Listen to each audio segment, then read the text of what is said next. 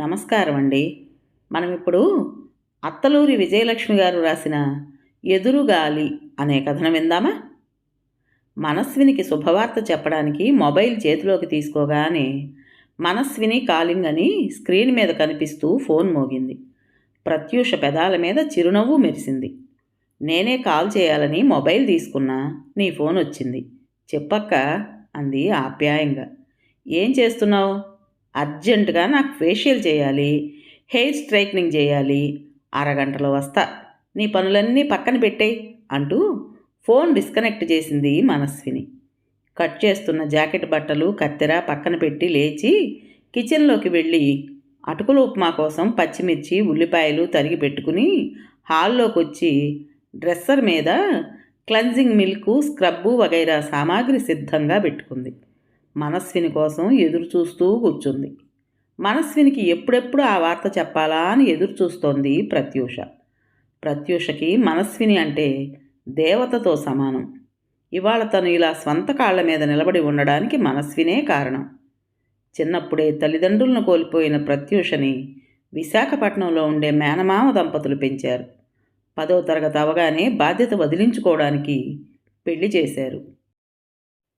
పెళ్లికి ముందే అతనికి హార్ట్కు సంబంధించిన జబ్బు ఉంది కానీ ఆ విషయం దాచి పెళ్లి చేశారు అటువారు ఇటువారు కలిసి. అత్తగారు మామగారి సాధింపులున్నా భర్త మంచివాడు కావటంతో ఏడాది పాటు సంసారం బాగానే సాగింది. ఒకరోజు రాత్రి నిద్రలోనే మాసివి అటాక్ వచ్చి తెల్లారేసరికి కట్టెలా జీవం లేకుండా పడి ఉన్న భర్తను చూసి కొయ్యబారిపోయింది ప్రత్యూష.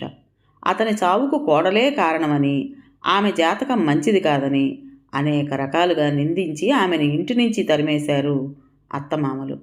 పెంచిన మేనమామ శాస్త్రానికి 10 రోజులు ఆమెను తన ఇంటికి తీసుకువెళ్ళి తరువాత నీ బాధ్యత చేతనైనంత వరకు మోసాము, ఇంకా మా వల్ల కాదు, ఏదన్నా మార్గం వెతుక్కో అని నిర్మోహమాటంగా చెప్పేయడంతో దిక్కుతోచక క్రాస్ రోడ్లో నిలబడిపోయింది. అప్పుడు అనుకోకుండా విశాఖ రైల్వే స్టేషన్లో పరిచయమైంది మనస్విని. హైదరాబాదు డెల్ కంపెనీలో పనిచేస్తున్న మనస్విని వీకెండ్లో తల్లిదండ్రులను కలుసుకోవడానికి వచ్చి తిరిగి హైదరాబాద్ వెళ్తున్నప్పుడు ప్లాట్ఫామ్ బెంచి మీద శోకదేవతలా కూర్చున్న ప్రత్యూషను చూసి విషయం తెలుసుకుని ధైర్యం చెప్పి తనతో తీసుకొచ్చి బ్యూటీషియన్ కోర్సులో చేర్పించింది. అలా నెమ్మదిగా తనకంటూ ఒక జీవితం నిర్మించుకున్న ప్రత్యూష స్వంతంగా పార్లర్ పెట్టుకుని ఆర్థికంగా మానసికంగా నిలదొక్కుంది. అందుకే మనస్విని అంటే ప్రత్యూషకి ఎంతో అభిమానం. అయితే ఇటీవల కొన్ని రోజుల క్రితం ఫేస్బుక్ ద్వారా ప్రత్యూష జీవితంలోకి వచ్చాడు యుఎస్లో ఉన్న విశాల్. చాలా తక్కువ కాలంలో ఇద్దరి మధ్య ప్రేమ అంకురించింది. 10 రోజుల్లో ఇండియా వస్తున్నాను, రాగానే పెళ్లి చేసుకుందాం, ఆ తర్వాత నాతో అమెరికా తీసుకువెళ్తాను, నీ సర్టిఫికెట్లతో సహా సిద్ధంగా ఉండు అంటూ మెసేజ్ పెట్టాడు నిన్ననే.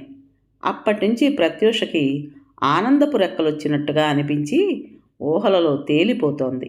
ఇంతకాలం మనస్వినికి చెప్పకుండా దాచిన తన ప్రేమాయణం చెప్పేయాల్సిన సమయం వచ్చింది. అందుకే ఫోన్ చేసి రమ్మనాలి అనుకున్న మనస్విని తనంతట తానే వస్తుంటే అమ్మయ్యా అనుకుంది. ప్రత్యూష ఆలోచనల్లో ఉండగానే మనస్విని హాయ్ అంటూ వచ్చి డ్రెస్సర్ ఎదురుగా స్పా బెడ్ మీద కూర్చుంది. ఏంటి సంగతి, ఏదన్నా పార్టీ హడావిడా అంది ప్రత్యూష కాటన్ తీసుకుని నీళ్లలో తడిపి మనస్విని మొహం తుడుస్తూ. చాలా ఇంపార్టెంట్ పార్టీ వెనక్కి వాలుతూ అంది. అలా మాట్లాడుతూనే గోల్డ్ ఫేషియల్, హెయిర్ స్ట్రైట్నింగ్ చేశాక పెడిక్యూరు, వ్యాక్సింగు దాదాపు 2.5 గంటల సేపు తర్వాత ఫ్రెష్గా లేచి బాత్రూంలోకి వెళ్ళింది మనస్విని. ప్రత్యూష చేతులు కడుక్కుని కిచెన్లోకి వెళ్ళి 10 నిమిషాల్లో అటుకులు ఉప్మా చేసింది. మనస్విని మాయిశ్చరైజర్ తీసుకుని చేతులకి మొహానికి రాసుకుని ప్రత్యూష చేతిలో ప్లేట్ చూసి రారా ఆకలి దంచేస్తోంది అంది. చిరునవ్వుతో ప్రత్యూష ప్లేట్ అందిస్తూ అంది, ఇవాళ నీకో శుభవార్త చెప్పాలక్క. చెప్పు చెప్పు ఉత్సాహంగా ప్రత్యూష వైపు జరుపుకుంది కుర్చీ. ప్రత్యూష ప్లేట్లో ఉప్మా స్పూన్తో అటూ ఇటూ కలుపుతూ కొన్ని క్షణాలు మౌనంగా ఉండి అంది, నేను చెప్పేది విన్నాక నీకు నా మీద కోపం వస్తుందేమో. ఎందుకు కోపం ఆశ్చర్యంగా అడిగి అనుమానంగా చూస్తూ అంది మనస్విని. ఏంటి, ఏదన్నా ప్రేమ వ్యవహారమా ప్రత్యూష మొహంలో సిగ్గుచుక్కలు పొడిచాయి. ఆ వెలుగు కళ్ళల్లో ప్రతిఫలిస్తుంటే కళ్ళు పూర్తిగా వాల్చుకుంది. మనస్విని ప్రత్యూష చేతి మీద చేయి వేసి ఆమె వైపు ఆదరంగా చూస్తూ, ఇందులో కోపం రావడానికి ఏముంది ప్రత్యూ? నువ్వేం ముసల్దానివైపోయావా? పట్టుమని 25 లేవు. ప్రేమిస్తే తప్పేమీ లేదు. కానీ ఎవరిని ప్రేమించావో ఆ వ్యక్తి ఎలాంటివాడో ముఖ్యం. చెప్పు, నేనేదన్నా సాయం చేయగలిగితే చేస్తాను అంది. అతనితో తనకు పరిచయం అయిన విధానం మొత్తం చెప్పి అన్నది ప్రత్యూష. చాలా మంచివాడక్క. నేను పరిచయం అయిన కొత్తలోనే నా గురించి మొత్తం చెప్పేశాను. అతను ఎప్పటినుంచో వాళ్ళ పెద్దవాళ్ళు ఎన్ని సంబంధాలు చూసినా నాలాంటి అమ్మాయి దొరికితే ఆదర్శ వివాహం చేసుకోవాలని ఎదురు చూస్తున్నట్ట. కుల మత జాతి భేదాలు లేకుండా ట్రెడిషనల్గా ఉండే మంచి అమ్మాయి కోసం చూస్తున్నట్ట. 10 రోజుల్లో ఇండియా వస్తున్నాడు. రాగానే పెళ్లి చేసుకుందాం అన్నాడు. అంతా విన్న మనస్విని కొద్దిసేపు గంభీరంగా ఉండి అంది, ఎన్ఆర్ఐ సంబంధం కదా అని చాలా ఎగ్జైటింగ్గా ఉన్నావేమో కదా? అవును, నేనెప్పుడూ నన్ను ఇలాంటి అదృష్టం వరిస్తుందని ఊహించలేదు. అసలు పెళ్ళే చేసుకోవాలని అనుకోలేదు.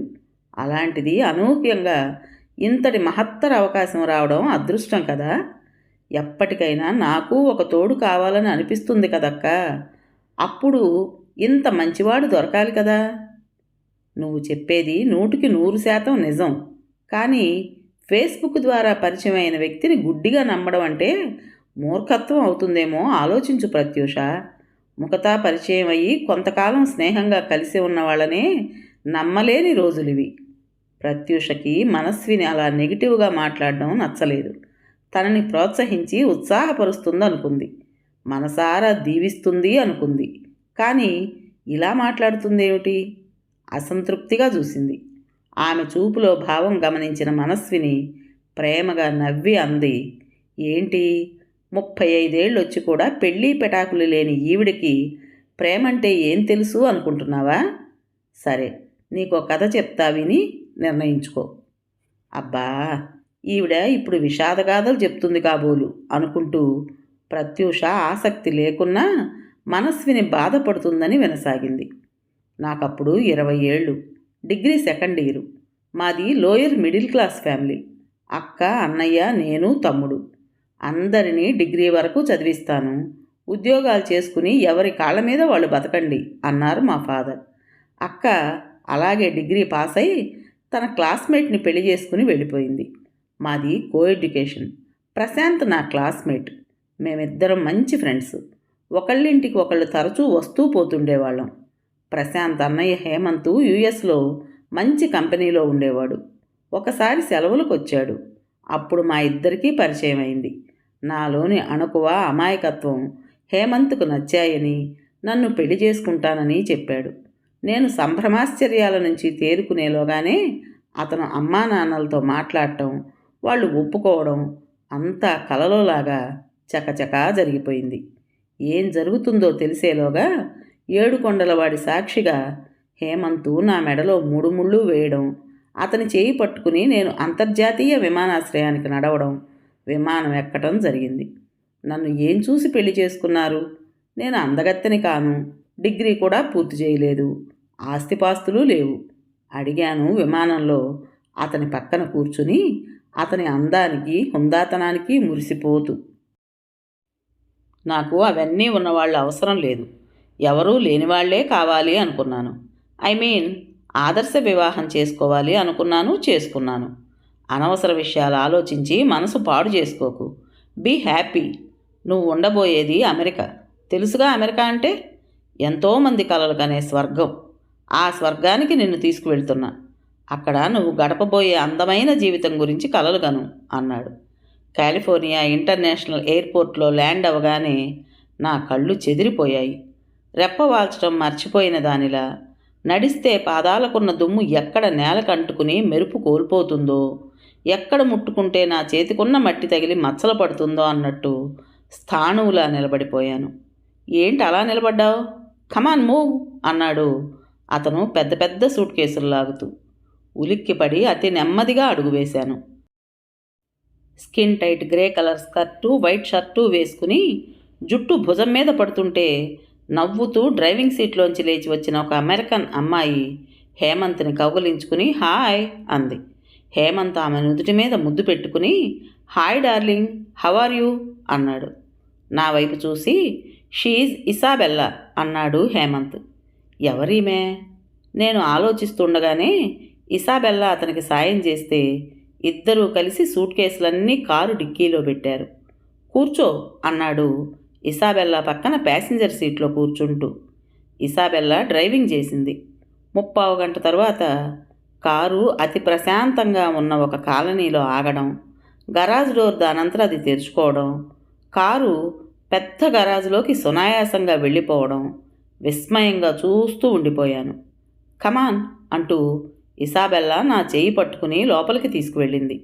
సూట్ కేసులు లోపలికి తెచ్చి ఇలారా నీకు నీ రూమ్ చూపిస్తాను అంటూ హేమంతు నన్ను పైకి తీసుకువెళ్ళాడు. ఎక్కడ చూసినా నేలంతా కార్పెట్, వంటగదంటూ వేరుగా లేదు. ఫ్యామిలీ రూమ్తో బాటే ఓ పక్క ఎల్ షేప్లో ప్లాట్ఫారం, గ్రానైట్తో కలిసిపోయిన స్టవ్వు, పెద్ద ఫ్రిడ్జు, మరో పక్క సింకు, ఓ పక్క పాంట్రీ, ఓ పక్క డైనింగ్ ఏరియా. ఆ ప్రదేశం వదిలేస్తే మిగతా చోటంతా కార్పెట్.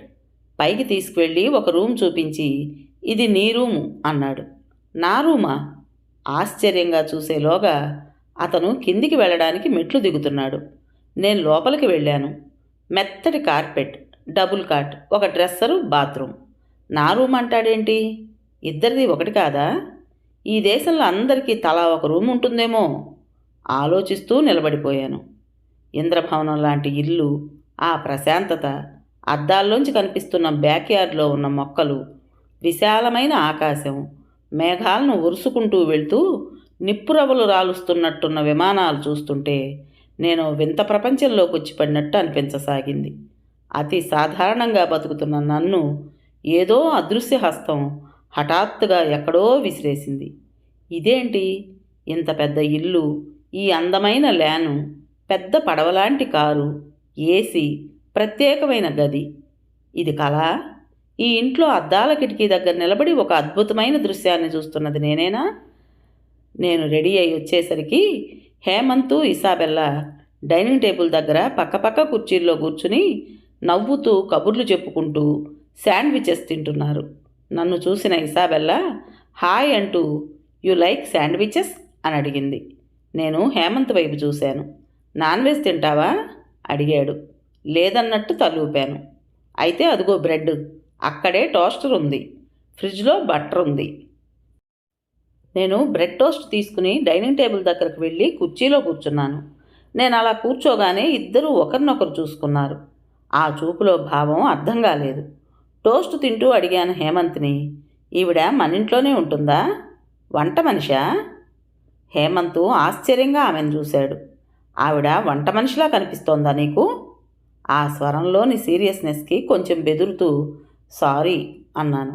కానీ త్వరలోనే తెలిసింది ఆమె వంట మనిషి కాదు, ఇంటి మనిషి అని. అతను తన నోటితో తనే చెప్పాడు. ఆ రోజు శనివారం. నిద్రలేచాక కానీ హేమంత్ రాత్రి రాలేదని తెలియలేదు. గబుక్కున మంచం దిగి గదిలోంచి బయటకు వచ్చాను. అంతా నిశ్శబ్దం. భయం వేసింది. కిందికి దిగి వెళ్ళాను. ఎక్కడా అతను వచ్చిన జాడలేదు. లోపల నుంచి గరాజులోకి వెళ్ళే డోర్ తీసి చూశాను. కారు లేదు. అంటే రాత్రి రాలేదన్నమాట.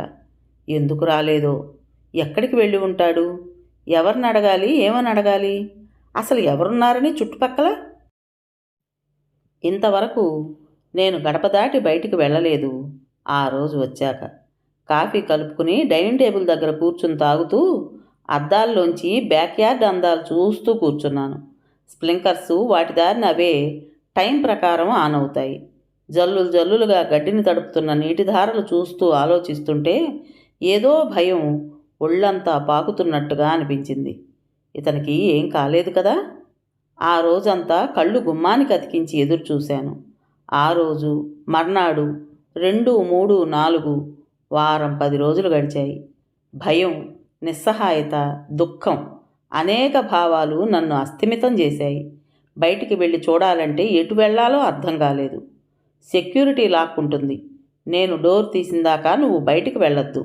నువ్వు డోర్ టచ్ చేస్తే అలారం మోగుతుంది, క్యాబ్స్ వచ్చేస్తారు అని అతను ముందే హెచ్చరించాడు. జీవచ్ఛవంలా కూర్చున్నాను రాత్రి పగలు. ఆ రోజు సరిగ్గా ఉదయం 11 గంటలకి డోర్ లాక్ తీసిన శబ్దమైంది. పిచ్చిదానిలా పరిగెత్తాను. హేమంత్ లోపలికొచ్చాడు. ఒక్కసారిగా బరస్ట్ అయ్యాను నేను. అతను క్షణంలో చిరునవ్వు పెదాల మీద అతికించుకుని సోఫా దగ్గరకు నడిపిస్తూ, అరెరే, ఇలా అయ్యావేంటి? 4 రోజులకే ఇలా అయితే నేను ఒక్కోసారి నెల 2 నెలలు కూడా ఇంటికి రాను. అప్పుడు కూడా ఇలాగే ఉంటావా? వెరీ బ్యాడ్ అంటూ ఫ్రిడ్జ్ దగ్గరకు వెళ్ళి ఆరెంజ్ జ్యూస్ తీసి గ్లాసులో పోసి తెచ్చి తన మొహంలోకి వెర్రిగా చూస్తూ, నెల 2 నెలలా అంటున్న నా నోటికి అందిస్తూ, ముందు ఇది తాగు చెప్తాను అన్నాడు. నేను ఏడుస్తూ, నాకొద్దు, ముందు చెప్పండి, ఎందుకు రారు, ఎక్కడికి వెళ్తారు అన్నాను నిలదీస్తూ. తాగు, లేకపోతే చచ్చిపోతావు అన్నాడు బలవంతంగా నోటికి గ్లాస్ అందిస్తూ. బలవంతంగా తాగి గ్లాస్ పక్కన పెట్టి అన్నాను, చెప్పండి.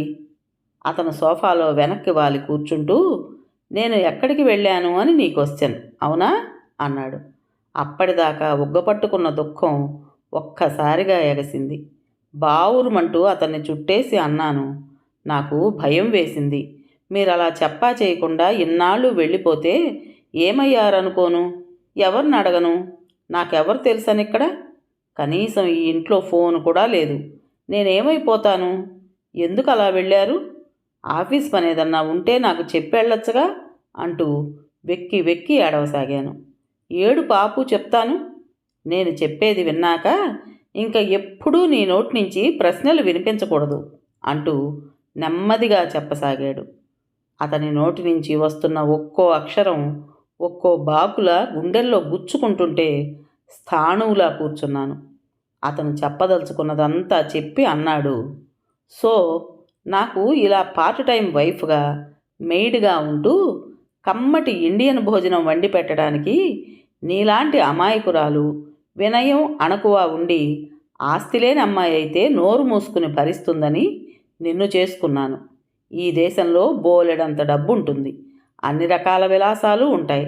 కానీ ఇండియాలో లాగా పని మనుషులు ఉండరు. అక్కడి నుంచి పని మనిషిని తీసుకురావాలంటే పెద్ద తతంగం. కానీ భార్యను తెచ్చుకుని పని మనిషిగా వాడుకోవటానికి ఏ తతంగం అవసరం లేదు. అర్థమైంది కదా? నువ్వు లీగల్గా నాతో వచ్చిన పని మనిషివి. నేనేం చేసినా మౌనంగా భరించడం తప్ప నో అదర్ చాయిస్. నన్ను ప్రశ్నించటం, నా మీద భారీగా పెత్తనం చేయటం అనేవి లేవు, ఉండవు. నా నుంచి ఇంతకు మించిన ప్రేమ, అనురాగం ఆశించొద్దు. బెడ్ మీద తప్ప నా పక్కన కూర్చోవద్దు. ఇవన్నీ నా కండిషన్స్. ఇసాబెల్లా ఆఫీస్ పని మీద ట్రావెలింగ్ చేస్తూ ఉంటుంది. అలాంటప్పుడు నువ్వు నాకు సుఖం ఇవ్వాలి.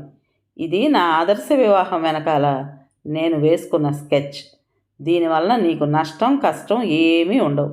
ఎందుకంటే ఎలాగా నీకు కుకింగు, క్లీనింగు ఎక్సెట్రా అలవాటే. మీ నాన్న పేదవాడు, ఎలాగూ నీకు పెళ్లి చేయలేను అని చెప్పాడు కాబట్టి నీకు ఒక మగాడి అవసరం ఉంది, అవునా?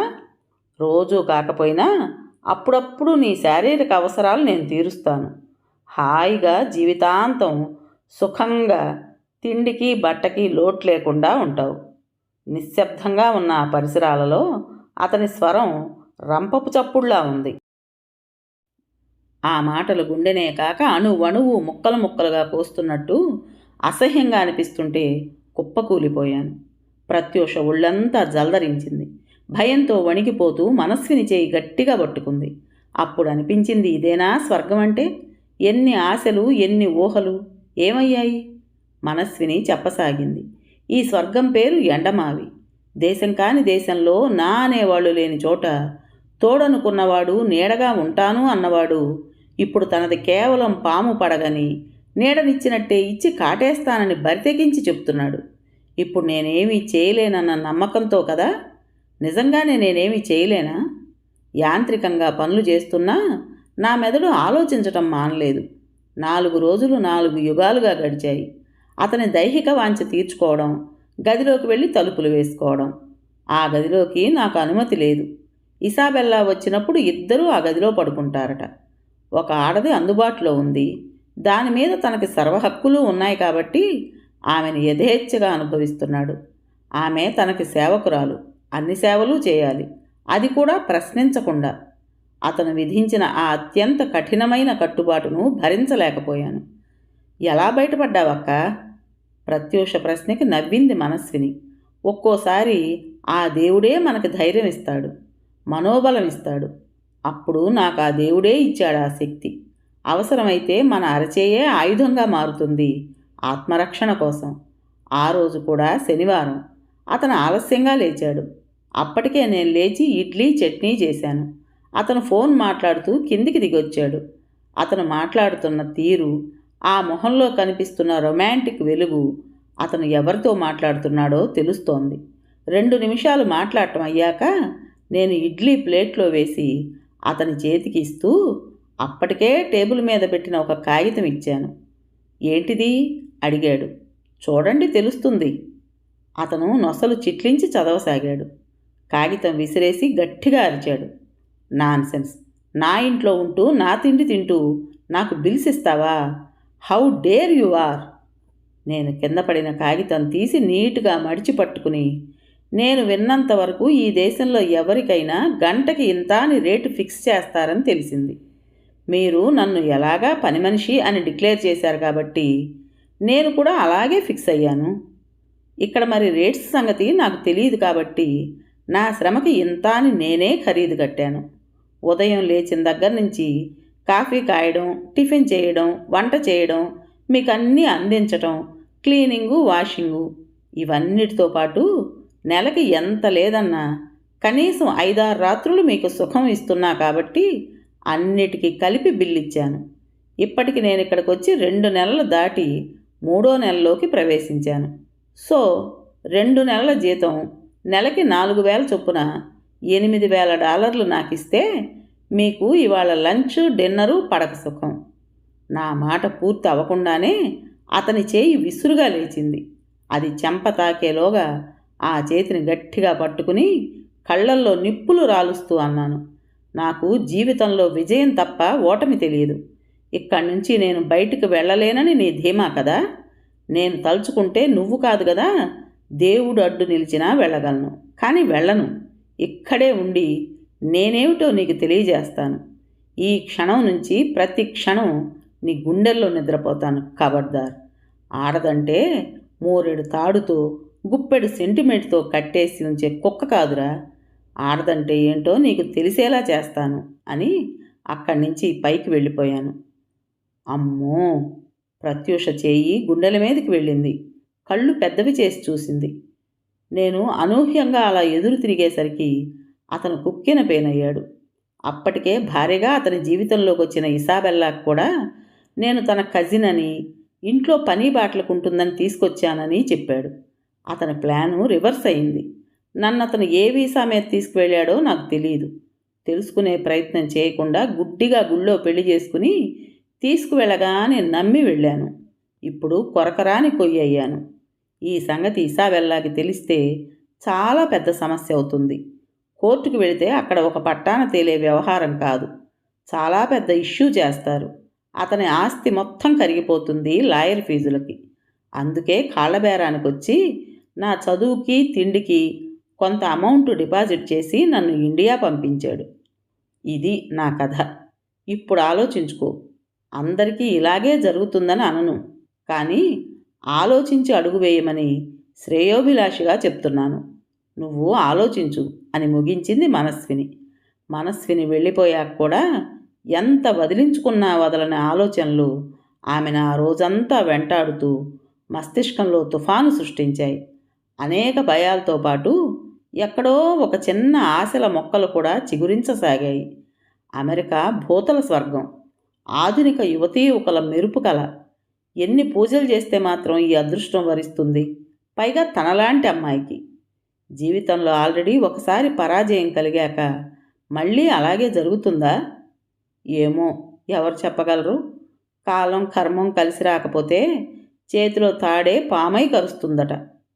ప్రత్యూష అస్థిమితమైన మనసుతో ఫేస్బుక్ ఓపెన్ చేయలేకపోయింది 2 రోజులు. ఈ అవకాశం తనకు మంచి జరగటానికే వచ్చిందేమో. మనస్విని నింపిన సందేహాలు, భయాలు నెమ్మదిగా ఆశల కిరణాలు తాకిన మంచులా కరిగిపోతూ ఆమె కళ్ళ ముందు అద్భుతమైన ఒక కొత్త ప్రపంచం రంగురంగులుగా విస్తరించుకోసాగింది. మనస్వినికి జరిగినట్టే అందరికీ జరిగితే ఇన్ని వేల మంది అక్కడెందుకుంటారు అనుకుంది. గుమ్మం ముందుకొచ్చిన అపురూపమైన అవకాశం లేనిపోని ఆలోచనలతో వదులుకోవడం తెలివి తక్కువ కాదా? 3వ రోజు అతని నుంచి ఫోన్ వచ్చింది. ఎందుకు ఎఫ్బీకి రావడం లేదు? ఆర్ యు ఓకే అడిగాడు. అతని స్వరంలో ఆందోళన, ఆతృత. ప్రత్యూష నాదస్వరం విన్న నాగుపామయింది. అప్పటిదాకా ఉన్న సందేహాలు, భయాలు ఎగిరిపోయాయి. ప్రేమ నిండిన అతని మాటలు మనసును మల్లెపూల సౌరభంలా తాకాయి. నేనింకా 2 రోజుల్లో ఫ్లైట్ ఎక్కుతాను, బీ రెడీ అన్నాడు. ఆమె కళ్ళు చకోరాలయ్యాయి. ఎదురు చూసిన రోజు వచ్చింది. వచ్చిన రోజే అతను ఆమెను కలిశాడు. ప్రేమావేశాలతో ముంచెత్తాడు. ఫోటోలో కన్నా బాగున్నావు, నేను లక్కీ అన్నాడు. పెళ్ళి ఫిక్స్ చేశాడు. నేను మీకు చెప్పా కదా నా జీవితంలో జరిగిన సంఘటన అంది బిడియంగా. ఫర్గెట్ ఇట్, అదొక పీడకల, మర్చిపో, ముందుంది మంచి కాలం అన్నాడు ఆమె నుదురు చుంబిస్తూ. వస్తూ వస్తూ ఆమెను ఆశ్చర్యపరుస్తూ పచ్చల హారం, 2 పట్టుచీరలు తెచ్చాడు. పెళ్ళి సింపుల్గా బిర్లా టెంపుల్లో జరగడానికి ఏర్పాట్లు చేశాడు. అతని ప్రేమ ప్రవాహంలో మునిగిపోయింది ప్రత్యూష. పూర్తిగా అతని రాక, ఇద్దరి మధ్య జరిగిన సంభాషణ, ఏర్పాట్లు మనస్వినికి చెప్పే ధైర్యం లేకపోయింది. ఎంత ఆత్మీయురాలైనా ఆమె కూడా ఆడదే. ఈర్ష్య, అసూయకి అతీతురాలు కాదు కదా. ప్రేమ విషయంలో కొంత గోప్యత అవసరం అనుకుంది ప్రత్యూష. మరునాడు పెళ్ళి అనగా ఫోన్ చేసింది. వెడ్డింగ్ కార్డ్సు, మంత్రాలు, హడావిడి లేదక్క, సింపుల్గా టెంపుల్లో పెళ్ళి, తప్పక రావాలి అంది. తప్పకుండా వస్తాను, నువ్వు సెటిల్ అవుతున్నందుకు చాలా సంతోషంగా ఉంది మాటిచ్చింది మనస్విని. అతను కొన్న పచ్చటి కంచిపట్టు చీర, పచ్చల హారం, కళ్యాణం బొట్టు, కళ్ళ నిండా కాటుక మెరిసిపోతోంది. గ్రే కలర్ సూట్లో అతను హుందాగా ఉన్నాడు. తనకన్నా దాదాపు 8 ఏళ్ళు వయసు ఎక్కువైనా అతని టీవీ అందం ముందు ఆ వెలితి బాధించలేదామెని. ముహూర్తం సమయమైంది. అతని అక్క, బావ వచ్చారు. 2 స్నేహితులు వచ్చారు. చేతుల్లో పెద్ద పూలదండలతో, స్వీట్ బాక్సులతో. దండలు మార్చుకోమన్నాడు పురోహితుడు. ప్రత్యూష అటూ ఇటూ కలియ చూసింది. ఎవరి కోసం చూస్తున్నావు అడిగాడు. నా ఫ్రెండ్ రావాలి అంది. ముహూర్తం టైం అయింది, వస్తుందిలే, ఆవిడొచ్చిందాకా ఇక్కడే ఉందాం, ముందు దండలు మార్చుకుందాం అన్నాడు. కానివ్వండి త్వరపెట్టారు అక్కా, బావ. అతను ఆమె మెడలో దండ వేశాడు. ఆమె సిగ్గుతెరలు కమ్ముతుంటే తన చేతిలో దండ అతని మెడలో వేసింది. అతను ఆమె వేలికి ఉంగరం తొడిగాడు. ఆ చేయి అందుకుని పెదాలకు ఆనించుకున్నాడు. ఆమె అణువణువు జల్లుమంది. నిలువెల్లా పులకించిపోయింది. ఆ క్షణం మనసులో ఇంకా ఏమోలో గుచ్చుకుంటున్న సందేహాలు, అనుమానాలు పటాపంచలైనాయి. వాళ్ళిద్దరి పేరు మీద అర్చన చేయండి పంతులు గారు అంది అతని అక్క. అలాగే అమ్మా. పూజారి మంత్రాలు చదవసాగాడు. ప్రత్యూష 2 చేతులు జోడించి ఏడుకొండలవాడికి మనసారా నమస్కరించి తనకి ఇంత అదృష్టం కలిగించినందుకు కృతజ్ఞతలు తెలియజేసుకుంది. అర్చన అయింది. హారతిచ్చాడు. భక్తిగా కళ్ళకద్దుకుంది. తీర్థప్రసాదాలు తీసుకుని వెనక్కి తిరిగారు. మనస్విని చేతిలో పూలదండలతో ఆయాసపడుతూ వచ్చి, సారీ ప్రత్యూ, హెవీ ట్రాఫిక్, లేట్ అయ్యాను అని అంటూ ఆప్యాయంగా కౌగిలించుకుంది. ప్రత్యూష కళ్ళు చెమర్చాయి. ఈయన మావారు. మనస్విని కౌగిలి నుంచి విడిపించుకుని పక్కనే ఉన్న భర్తని పరిచయం చేసింది. మనస్విని చిరునవ్వుతో నమస్కరిస్తూ పూలదండ అతని చేతికిస్తూ, ఎవరికి వేస్తారు అంది చిరునవ్వుతో. క్షణంలో అతని మొహంలో రక్తం పొంగినట్టు ఎర్రగా అయింది. చూస్తుండగానే ఉగ్రుడైపోయాడు. మనస్విని అతని అక్కా, బావల వైపు చూస్తూ, ఎలా ఉన్నారు వదినగారు అంది. ఇద్దరి మొహాలు కత్తివాటుకు నెత్తురు చుక్కలేనట్టు పాలిపోయాయి. అప్పటికే 2 పోలీసులు చేతిలో సంకెళ్లతో వచ్చారు. మనస్విని నవ్వింది అతన్ని చూసి. కాలం ఎప్పుడూ ఒకరికే అనుకూలంగా ఉండదు మిస్టర్ హేమంత్ ఉరఫ్ విశాల్ అని ప్రత్యూష వైపు చూస్తూ, ఇతను 10 రోజుల క్రితమే వచ్చినా నాకు చెప్పలేదు నువ్వు. అప్పుడే నా మాటలు నీకు రుచించలేదు అని అర్థమైంది. అయినా అమాయకంగా ఫేస్బుక్ స్నేహాన్ని నమ్మి పెళ్లికి సిద్ధపడిన నిన్ను చూస్తూ చూస్తూ వదలలేకపోయాను. అందుకే ఓ కంట కనిపెడుతున్నాను. నువ్వు నేనే కాదు, మరో నలుగురిని కూడా వంచిన నిత్య పెళ్లి కొడుకు ఇతను. భార్య పేరుతో అమెరికా తీసుకువెళ్ళి పని మనుషులుగా వాడుకోవటమే కాదు, అవసరం అనుకుంటే, తనకి లాభం ఉంది అనుకుంటే భార్యని బజారు వస్తువు చేయటానికి కూడా వెనకాడడు. ఇతని చరిత్ర చాలా ఉంది. ఇతనికి సపోర్టుగా ఉన్న వీళ్ళిద్దరూ నిజం అక్కా బావ కాదు. నీ మెడలో ఉన్న పచ్చల హారంలాగే నకిలీ అక్కా బావ అంది మనస్విని. నిలబడిపోయిన దగ్గరే భూమి లోపలికి దిగిపోతున్నట్టుగా పరాభవం, పరాజయం, పశ్చాత్తాపంతో కుంచుకుపోతూ నిలబడిపోయింది ప్రత్యూష. ఆమె మెడలోని పూలదండలోంచి పూలన్నీ ఒక్కో రేకు రాలి కింద పడసాగాయి ఆమె ఆశల్లాగే. కథ పేరు ఎదురుగాలి. రచించిన వారు అత్తలూరి విజయలక్ష్మి గారు. విన్నారు కదండి. మరి ఈ కథ మీకు నచ్చిందా? నచ్చినట్టయితే లైక్ చేసి మరో నలుగురికి షేర్ చేయండి. అలాగే ఈ కథ పైన మీ విలువైన అభిప్రాయాన్ని కామెంట్ బాక్స్లో తప్పకుండా తెలియజేస్తారు కదా. మరి ఇంత మంచి కథను మనకు అందించిన రైటర్ గారికి మనస్ఫూర్తిగా మనందరి తరపున ధన్యవాదాలు తెలియజేసుకుంటూ, కొత్త వాళ్ళు కనుక మన ఛానల్ చూస్తున్నట్టయితే తప్పకుండా సబ్స్క్రైబ్ చేసుకోండి. రేపు మరో మంచి కథతో మీ ముందుకు వస్తాను. అప్పటి వరకు ఉంటానండి.